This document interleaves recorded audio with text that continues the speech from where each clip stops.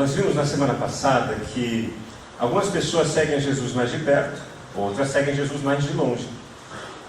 Na semana passada nós vimos um pouco sobre esse sujeito, Judas. Ele seguiu Jesus por 3 anos, era chamado de discípulo, e ainda assim ele teve a capacidade, para não dizer a pachorra, de não entender nada do que Jesus tinha ensinado. Ele conseguiu ser exatamente tudo aquilo que não deveria ser. E talvez o mais assustador é que muitos de nós acabamos sendo Judas. Carregamos em nós alguns sentimentos, alguns pensamentos meio esquisitos. Estamos seguindo a Jesus, estamos envolvidos com a igreja mais de 3 anos, alguns 20, 30, 40 anos, mas ainda não entendemos o que significa seguir Jesus. O 4º nível de relacionamento com Jesus que estamos estudando é o nível dos discípulos. E nesse nível as pessoas compreenderam a missão de Jesus e estão dispostas a cumprir a missão de Jesus. Alguém pode ler para a gente Lucas capítulo 19, versículo 10? Porque ali é um resumo do que envolvia essa missão de Jesus. Lucas capítulo 19, versículo 10. Quem achar e quiser ler, por gentileza, em voz alta. Porque o Filho do Homem veio buscar e salvar quem está perdido. Isso, muito obrigado. O Filho do Homem veio buscar e salvar o que estava perdido. Se a missão de Jesus era essa, buscar e salvar o que estava perdido, quem é discípulo de Jesus está imbuído dessa mesma missão. Quem segue a Jesus mais de perto não quer saber de mais nada a não ser isso. Olhar para as pessoas que estão distantes de Deus, distantes de Jesus, e fazer alguma coisa. Discípulos de Jesus não estão nem aí para que cor vai ser pintada a parede do templo interno. Pessoas que seguem a Jesus e têm essa mesma missão no seu coração, não estão nem aí se a gente precisa pôr uma placa ou não na frente da igreja. Porque o mais importante é a gente desenvolver ações em conjunto que levem as pessoas a se reconectarem com Deus. Jürgen Moltmann, um teólogo católico, ele escreveu assim certa vez: não é uma igreja que tem uma missão, mas ao contrário, na missão de Cristo é que se cria uma igreja. Nós só existimos por causa da missão de Cristo. Nós não existimos para desenvolver qualquer ação que não redunde nisso, em buscar e salvar o que está perdido. Tudo bem? Toda ação nossa que não redunde nisso não é ação de discípulos de Jesus. Alguns discípulos de Jesus mais de longe se aproximavam de vez em quando para obter algum milagre. Outros mais curiosos saíam do meio da multidão, olhavam, tentavam entender o que estava acontecendo. Outros seguiam Jesus mais de perto, mas na hora de tomar uma decisão, davam para trás, não continuavam. E aí tinha os discípulos, que eram esses que conviveram com Jesus durante 3 anos, manhã, tarde e noite. Viajavam com Jesus, comiam com Ele, bebiam com Ele, viam Ele interagir com as pessoas. E discípulos, quando olhavam, percebiam que tinham que ser parecidos com o Mestre. Hoje nós vamos estudar a primeira epístola de João, capítulo 2, versículos 12 a 14. 3 versículos apenas. Primeira epístola de João, capítulo 2, versículos 12 a 14. Filhinhos, eu escrevo a vocês, porque os seus pecados foram perdoados graças ao nome de Jesus. Pais, eu escrevo a vocês, porque conhecem aquele que é desde o princípio.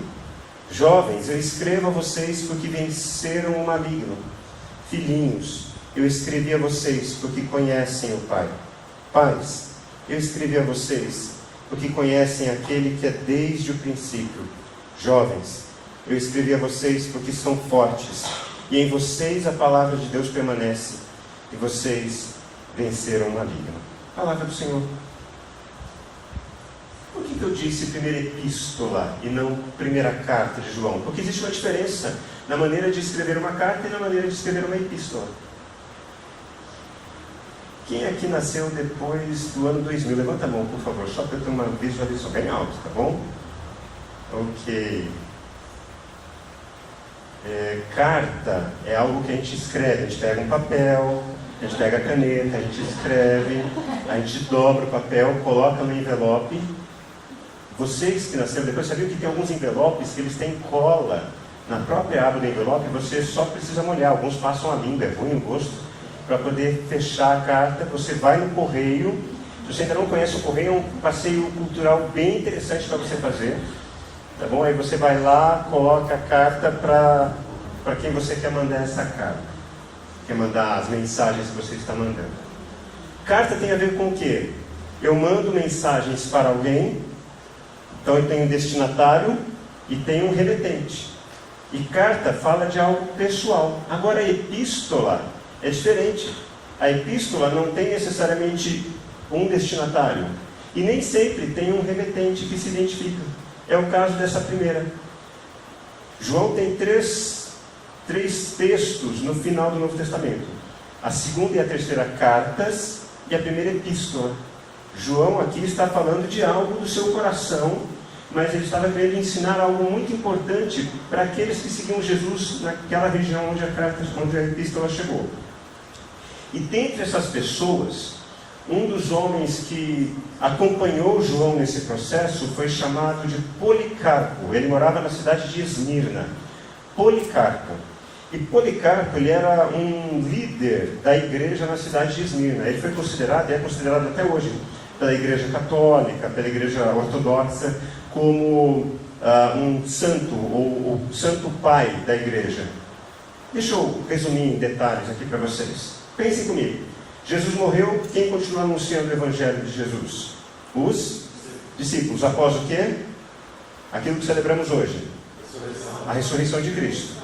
Os discípulos continuam ensinando o que Jesus ensinou a eles. À medida que os discípulos iam morrendo, quem que ensinou para as pessoas o que Jesus tinha ensinado? Os discípulos dos discípulos. Porque qual que era a ordem de Jesus? Façam discípulos. Policarpo era discípulo de João, como João foi discípulo de Jesus. E Policarpo, ele, dentre os seus vários discípulos, 2 também se identificaram como líderes dessa igreja que estava começando. Papias, de Hierápolis, onde hoje é a Turquia, e Irineu, na cidade de Lyon, na França. Os santos padres da igreja primitiva, ou os santos pais da igreja primitiva, da era que na história estudamos como patrística, eram homens que haviam sido discipulados pelos apóstolos, em cima dos ensinamentos de Jesus. E eles deram continuidade aos ensinos de Jesus para um grupo considerável de pessoas. Porque se a missão de Jesus é alcançar, é buscar e salvar aquele que estava perdido, uma vez que essa pessoa é resgatada, ela se torna inevitavelmente discípulo, ou de Jesus, ou da religião.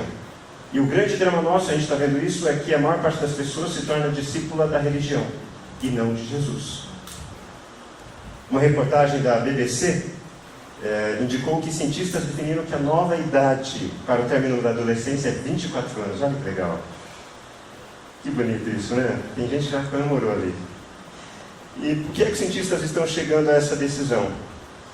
Primeiro porque perceberam que o cérebro ele tem 3 partes, o cérebro humano. A última parte a ser desenvolvida é essa parte aqui da frente, chamada córtex pré-frontal. E o córtex pré-frontal é o responsável por decisões racionais. Por isso que adolescente tem aquelas ideias malucas, né? Às vezes tomam uma decisão impensada, é isso mesmo, porque ainda os neurônios não estão maduros o suficiente para estabelecer sinapses. E descobriram que o córtex pré-frontal ele termina de amadurecer aos 25 anos de idade. Embora tenham homens com 45, 50 que ainda parece que não tem o córtex pré-frontal formado. Mas tá bom. Contribui para essa definição também o fato de que os jovens estão saindo cada vez mais tarde de casa. Jovens que trabalham, têm uma grana, mas não conseguem pagar um aluguel por conta. Com isso também demoram para casar. Tem os tais, o famoso relacionamento namorido, conhece? Cada um na casa dos seus pais, se encontra de vez em quando para ir no cinema, tomar um suco de laranja, comer batata frita, né? E por aí vai. É um modelo. Por quê? É um movimento, é um momento da nossa cultura. Quero que você converse rapidinho com quem está perto de você. Qual é a diferença entre crianças, adolescentes e adultos. Qual é a diferença entre crianças, adolescentes e jovens e adultos? Vamos lá?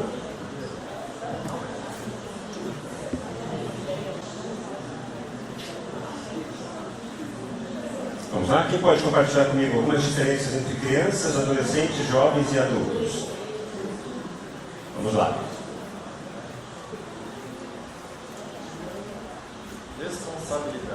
Responsabilidade diferencia crianças, adolescentes, jovens e adultos. Ok, muito bom.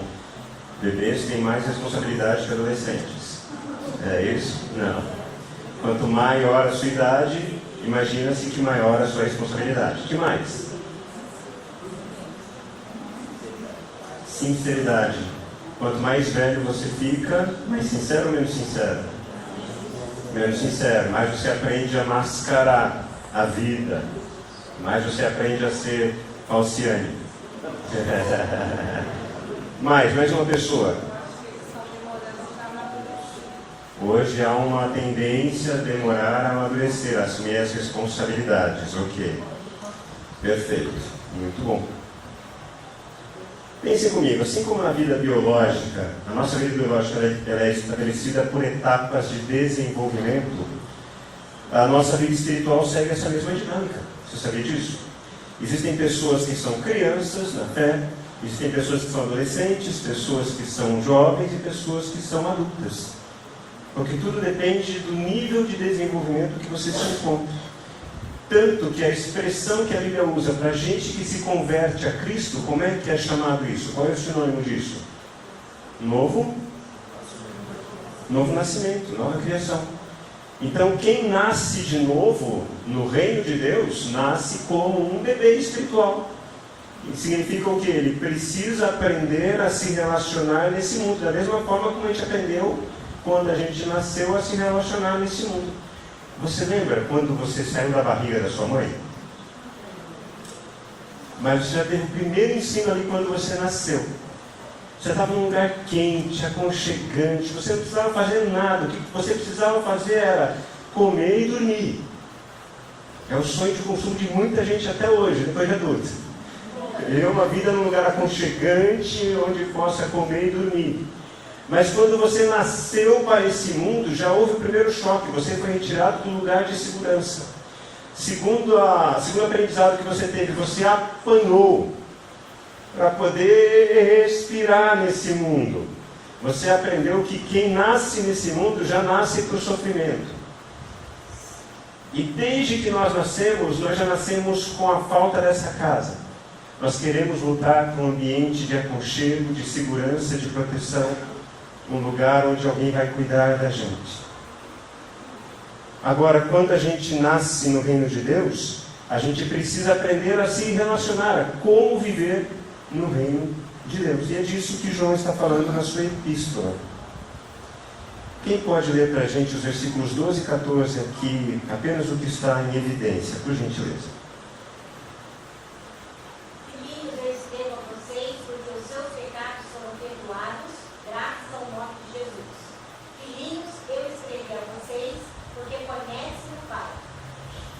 Muito obrigado, Miss. Então, esses versículos, quando João fala sobre essa primeiro estágio de gente que nasceu no reino de Deus, fala desses filhinhos. E o que caracteriza os filhinhos? Duas coisas. Eles entenderam que foram perdoados, e é muito importante o verbo perdoar aqui. Porque perdoar não significa que Deus perdoou apenas uma vez. Perdoar significa perdoou, perdoa e continuará perdoando.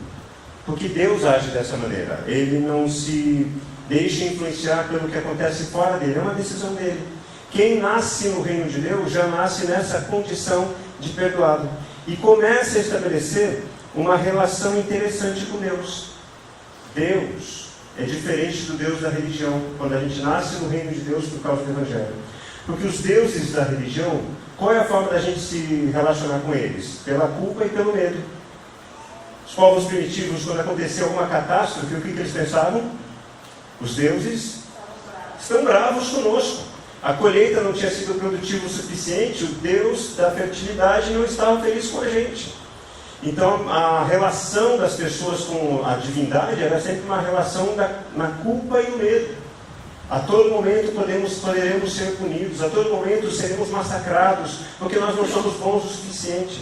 Mas quando você nasce para o reino de Deus, pelo Espírito, você já nasce numa relação diferente com Deus. Não há mais medo, não há mais culpa, porque Deus é Pai. E isso, gente, eu tenho que confessar como isso é difícil no nosso país. Porque quando a gente fala que Deus é Pai, em qualquer família normal em nosso país, onde há desentendimentos em casais, quem é que abandona a família? O pai. Então, quando a gente pensa assim, Deus é Pai, alguns começam a sentir calafrios. Como é que eu vou me relacionar com alguém que a qualquer momento, por qualquer motivo, pode me abandonar como abandonou a minha família? Mas uma coisa tão bela que a Bíblia conta é que Deus não é homem nem mulher, Deus é Espírito. E ao mesmo tempo que a Bíblia diz que Deus tem características de pai, a Bíblia também conta que Deus tem características de mãe. Isaías 49 diz isso. Pode uma mãe esquecer-se do seu bebê que ainda amamenta? Caso ela se esqueça, eu não me esquecerei de vocês. A fidelidade de Deus como pai ou como mãe é uma fidelidade que ultrapassa os nossos merecimentos. Por isso a gente inicia essa caminhada no reino de Deus a partir dessa relação de alguém que ainda não sabe como se relacionar no mundo espiritual, alguém que ainda não sabe se relacionar no reino de Deus, mas que está sendo acolhido por Deus. E essa é uma baita de uma boa notícia. Você não precisa saber como agir, você aprenderá. E a ideia é exatamente essa. Eu nasço de novo para uma nova vida, para uma nova maneira de viver essa vida. Mas não fica só nisso, porque esse é o problema de muita gente em igreja.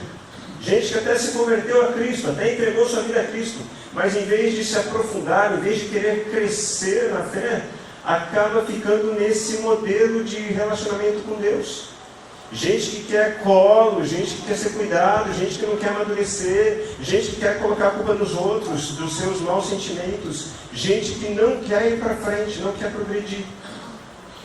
Mas o desafio da caminhada cristã é o seguinte: nós cresceremos de fé em fé, de glória em glória, até atingirmos a estatura de Cristo, até sermos parecidos com Jesus.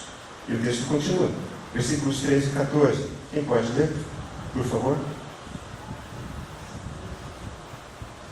Jovens, eu escrevo a vocês porque venceram o maligno. Jovens, eu escrevi a vocês porque são fortes, e em vocês a palavra de Deus permanece, e vocês venceram o maligno. Isso, obrigado, Vitória. Percebem? Os filhinhos são aqueles que precisam de colo, de cuidado. Vocês foram perdoados, estão sendo perdoados e serão perdoados no resto da vida de vocês. E agora a interação não é mais baseada no medo e na culpa. Deus é pai, Deus é mãe, Deus é aquele que me cuida, Deus é aquele que me protege, Deus é aquele que vai me ajudar a crescer. Mas aí tem o segundo estágio, e é o estágio dos filhinhos. E é o estágio que talvez seja o estágio mais difícil da gente alcançar. Você lembra quando você deixou de usar chupeta? Ou deixou a mamadeira? Como foi terrível! Se você não lembra, porque já faz muito tempo, século passado, o seu filho ou seus netos, como aconteceu? Crescer dói. O meu filho tinha dos 4 até os 10, 11 anos, no meio da noite ele acordava com muita dor e muita dor na perna. A gente levava ele para médico, especialista, fazia uma série de exames e não tinha nenhuma causa que atestasse essa dor. Até que um dos médicos explicou o seguinte para a gente: pai, mãe, o que ele está passando é a dor do crescimento. Que raios é isso, doutor? Tem pessoas, porque enquanto a criança está se desenvolvendo, os ossos estão se esticando. E tem crianças que sentem isso. Isso é muito dolorido, muito intenso, porque crescer dói. E a gente deixar de ser filhinho para ser jovem passa inevitavelmente por um outro tipo de relação. Os jovens são jovens porque eles venceram o maligno. E o que é o maligno? O maligno não é o que está fora da gente. O maligno não é o tinhoso. O maligno não é o diabo ou os demônios. A Bíblia diz que o maligno é aquilo que está dentro da gente. Porque embora a gente queira ser bom, e sim, com bons sentimentos, boas intenções, no fundo a gente é mau. Pense em alguém que te fez mal alguma vez na sua vida, na sua história. Revisita os sentimentos que você teve por essa pessoa. Você está com vontade de abraçar essa pessoa, né? De beijar, de dizer, olha, tudo bem, deixa pra lá, acontece, flores e purpurinos para todo mundo. Não. Você queria, no mínimo, gritar com essa pessoa. No mínimo, você queria mandar ela tomar suco de caju. No mínimo, você queria agredir essa pessoa. No mínimo, você queria matar ela. Porque a nossa natureza é essa, é uma natureza egoísta, inclinada para o mal. E é disso que João está falando. Jovens são aqueles que, no processo de vida espiritual, de crescimento, de amadurecimento, perceberam que muitas das suas emoções não são causadas por ninguém fora deles. Tudo que tem de mal dentro deles é deles. E eles encararam isso de frente. E eles venceram esse mal. Venceram o maligno. E de que maneira que venceram o inimigo? Venceram o inimigo que são eles mesmos. Através da palavra. Porque a palavra de Deus permanece neles. Jovens são aqueles que não são mais crianças, porque amadureceram, porque além de se sentirem acolhidos por Deus, eles têm a palavra de Deus que permanece neles, e com isso eles se tornaram fortes e venceram toda a malignidade que há dentro deles. E aí, gente, é uma crise, porque o modelo religioso hoje que nós temos, que vivemos, é um modelo religioso que incentiva exatamente a infantilidade. O movimento religioso evangélico, em especial, ele coloca em segundo plano a palavra de Deus. Ele ajuda as pessoas a terem experiências. Apaga as luzes, jogo de luz, músicas que mexem com a nossa emoção. E a medida que a gente é ensinado a estabelecer é o seguinte: se você chorou no culto, Deus estava ali presente, Deus tocou você. É uma experiência sensorial, quase sensual, porque tudo está acessível aos meus sentimentos. Agora, jovens são aqueles que não se deixam levar por isso, porque eles estão firmados na palavra. E sabe o que é mais interessante? Na época que João escreveu essa epístola, não existia Bíblia. De que palavra de Deus ele está falando, então, se não existia Bíblia naquela época, como nós temos hoje?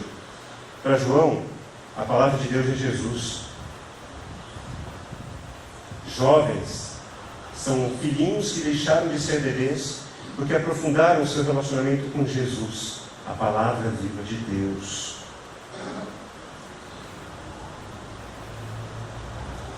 Não é fácil você liderar.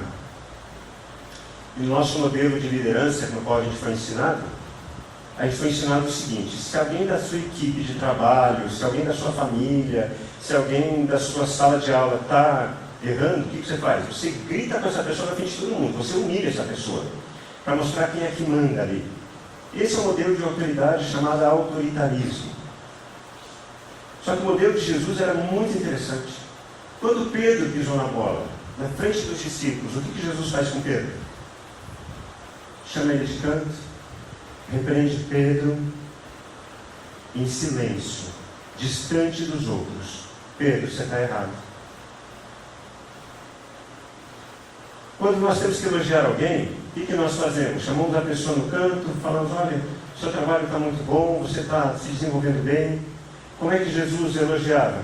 Quando Pedro acertou: quem as pessoas dizem que eu sou? Quem vocês dizem que eu sou? Pedro disse: tu és o Cristo, o Filho do Deus vivo. Jesus elogiou Pedro na frente de todo mundo.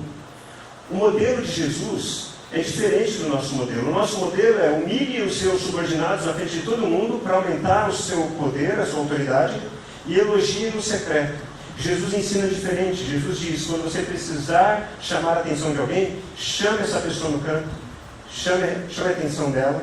Agora, elogie essa pessoa na frente de todo mundo. E quando eu falei que o Johnny tem simbolizado a Cristo, tem refletido a Cristo, eu vejo isso muito dele, na vida dele.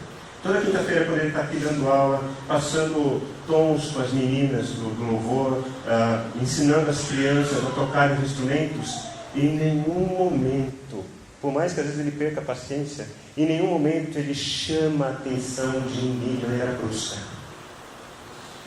Porque de alguma forma, o Johnny está se relacionando com Jesus, e Jesus está mudando o interior dele. Porque se o maligno que nós temos que vencer é o maligno que está dentro de nós não conseguimos. A não ser que alguém mais forte do que aquele que é mau em nós faça morada em nós e nos transforme de dentro para fora. E um vídeo vai ajudar a gente a entender isso.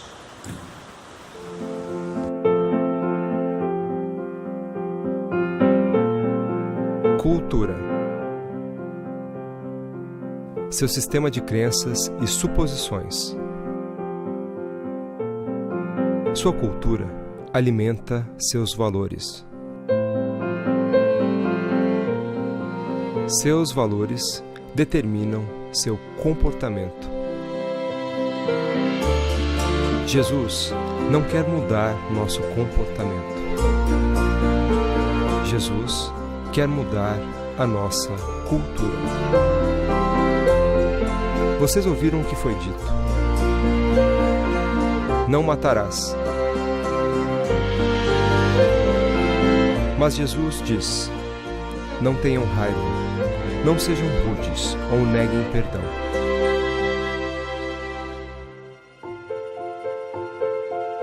Vocês ouviram o que foi dito: olho por olho, dente por dente.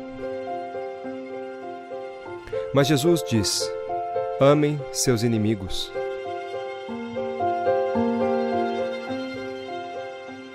Vocês ouviram o que foi dito: cada um tome a herança para si.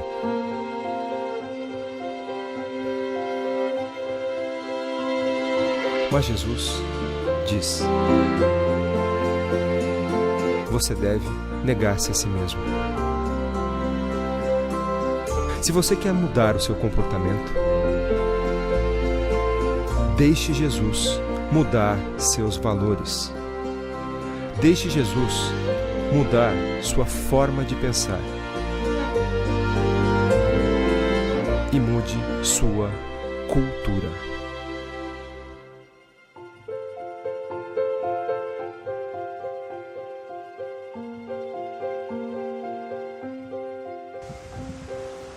A igreja insiste em mudar o comportamento das pessoas. Não pode fazer isso, não pode fazer aquilo. Pastor, é pecado ouvir música do mundo. Pastor, é pecado fumar. Pastor, é pecado jantar. Pastor, é pecado, é pecado, é pecado. Não é essa a pergunta. A pergunta é: você está vivendo debaixo dos valores de Jesus? Ou você está vivendo debaixo dos valores de uma religião? Porque religião não muda a vida de ninguém. Pelo menos não para mim. Então até aqui nós vimos que os filhinhos são aqueles que foram perdoados, os jovens são aqueles que se fortaleceram, e se fortaleceram por causa dessa relação com Jesus, a palavra de Deus, e tiveram seus valores mudados, e por isso conseguem vencer o mal que há dentro deles.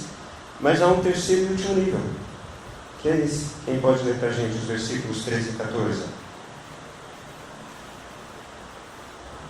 Pais, eu escrevi a vocês porque conhecem aquele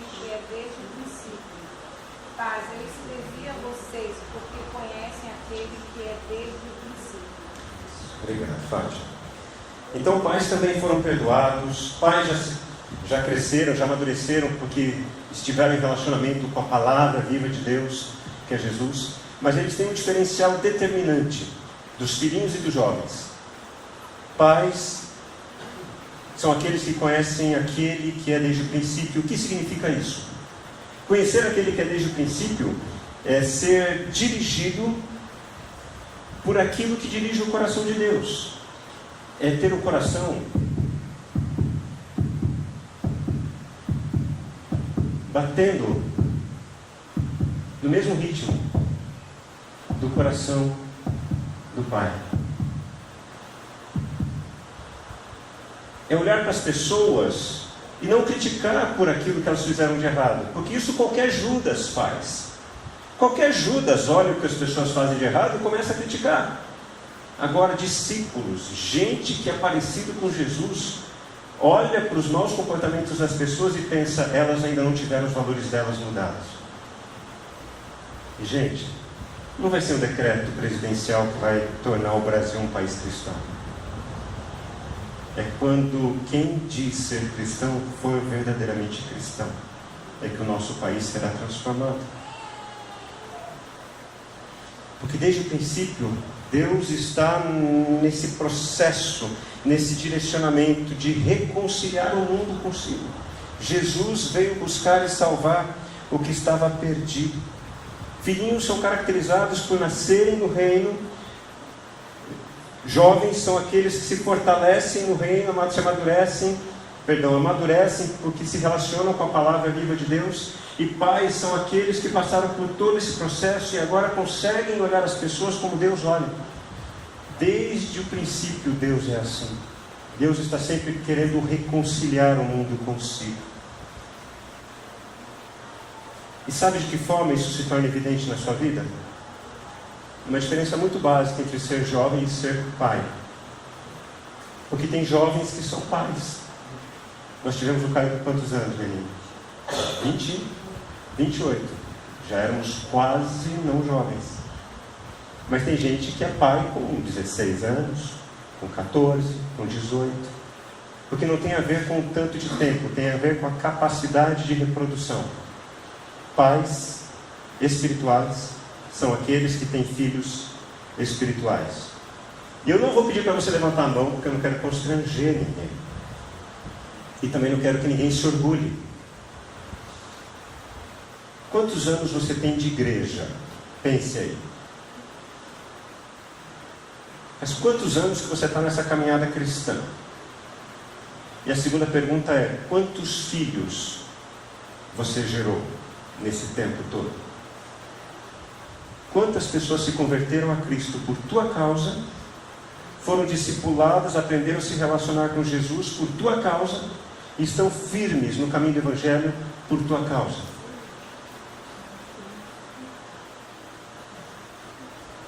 Talvez por isso que a maior parte das igrejas evangélicas seja creche. Porque só tem bebê. A maior parte das pessoas é bebê. Eu não gostei porque tocaram essa música. Eu não gostei porque ligaram o ventilador. Eu não gostei porque pintaram a parede dessa maneira. Então vamos atender as demandas das pessoas. Não. Você entende? Você não está aqui para ser servido. Você está aqui para gerar filhos. Onde estão os seus filhos? Onde estão as suas filhas? Chris Wright escreveu assim: nós somos parte de uma história maior. Os primeiros discípulos sabiam que era essa a história, já que tinham suas raízes nela. Nós não estamos aqui para criar igrejas, nós estamos aqui para anunciar o reino de Deus, anunciar o Evangelho de Cristo. E esse é o esquema que tem que estar muito claro na sua mente e no seu coração. O Evangelho de Deus é isso. Nós entendemos que Deus criou o mundo se rebelou contra o Criador. O Criador então providenciou um caminho de redenção, e no final de tudo haverá a restauração completa de todas as coisas. E por isso nós estamos nesse mundo. Nós fomos salvos por Cristo, não porque somos bons. Fomos salvos porque somos maus. E fomos salvos agora para anunciar a salvação que é em Cristo Jesus. Deus pode restaurar a vida de qualquer pessoa. Religião não muda a vida de ninguém. Apenas o Evangelho muda. E eu quero encerrar convidando você a conversar com Deus. Você deve estar se pensando, o que isso tem a ver com Páscoa? Porque hoje é domingo de Páscoa, tudo a ver. Porque naquela cruz, Jesus disse, está consumado. Eu fiz tudo o que precisava ser feito. E agora Ele espera que a gente continue aquilo que Ele iniciou. Quero que você feche os seus olhos. Ser discípulo envolve ser ou um filhinho, ou um jovem, ou um pai. Mas significa ser parecido com Jesus. Significa se relacionar com Jesus. E nós vamos orar por nossas vidas.